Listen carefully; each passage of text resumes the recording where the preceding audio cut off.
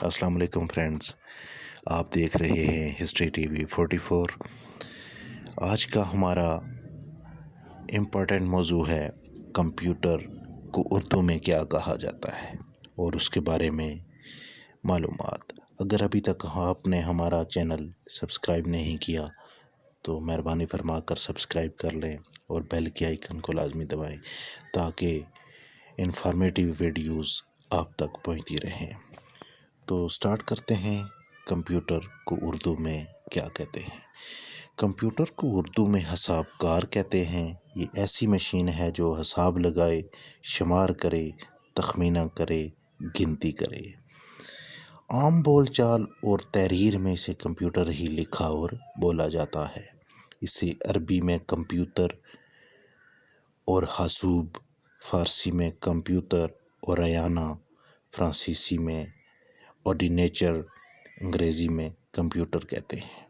یہ ایک برقیاتی آلہ ہے جو حساب کے سوال اور پیچیدہ شماریاتی مسئلے مقررہ اور مہیا کی گئی ہدایات کے مطابق آسانی سے حل کر لیتا ہے، پھر ان حسابات کے نتائج یا تو ظاہر کر دیتا ہے یا اپنے پاس محفوظ کر لیتا ہے۔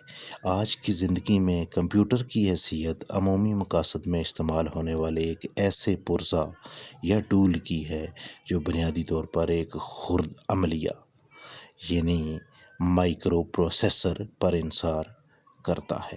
یہاں عمومی مقاصد سے مراد کمپیوٹر کے شعبہ زندگی کے مختلف آلات میں استعمال سے ہے، کیونکہ آج کمپیوٹر نہ صرف ایک ذاتی کمپیوٹر جسے پی سی یا پرسنل کمپیوٹر میں، بلکہ گھریلو بجلی کے آلات اور صنعتی اور دفتری مقامات سمیت ہر جگہ پائے جانے والے آلات میں کسی نہ کسی طور پر موجود ہوتا ہے۔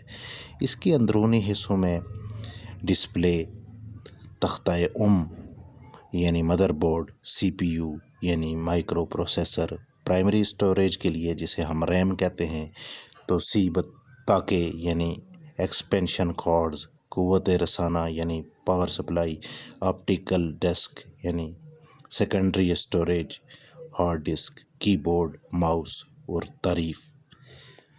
اس کی تعریف کچھ یوں ہے: کمپیوٹر ایک برقیاتی آلہ جو حساب کے سوال اور پیچیدہ شماریاتی مسئلے مقررہ اور پروگرامی ہدایات کے مطابق آسانی سے حل کر لیتا ہے، پھر ان حسابات کے نتائج یا تو ظاہر کر دیتا ہے یا اپنے پاس محفوظ کر لیتا ہے۔ اس کا تعارف: کمپیوٹر یونانی زبان کا لفظ ہے جس کا مطلب کمپیوٹ کرنا یا حساب کرنا ہوتا ہے۔ ماضی میں اس لفظ کو حساب گر کے لیے بھی یعنی کیلکولیٹر کے لیے بھی استعمال کیا جاتا تھا، لیکن حالیہ دور میں یہ اصطلاح ایک ایسے آلہ انگریزی یا مشین کے لیے ہے جو معلومات کو اپنے اندر داخل کرنے کے بعد ایک مقرر شدہ حکمت عملی کے مطابق ان کا تجزیہ کر سکتا ہو۔ یعنی اس کا مطلب دوسرے الفاظ میں یہ ہو کہ عموماً کمپیوٹر بذات خود کچھ نہیں کر سکتا، بلکہ اسے بتانا اور سمجھانا پڑتا ہے کہ وہ ہماری باہم پہنچائی گئی معلومات اور ہدایات پر کیا اور کیسے عمل کرے۔ کمپیوٹر ہماری زندگی سے باہم پہنچائی جانے والی معلومات کو اکٹھا کرتا ہے، انہیں ذخیرہ کرتا ہے اور آپس میں مربوط و ہم بستہ کر لیتا ہے۔